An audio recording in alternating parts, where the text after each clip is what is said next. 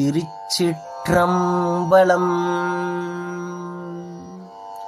மணிவாசகப் பெருமான் அருளிச் செய்த திருவாசகத்தில் திரு அம்மானை திரு அண்ணாமலையில் அருளியது ஆனந்த களிப்பு. திருச்சிற்றம்பலம்.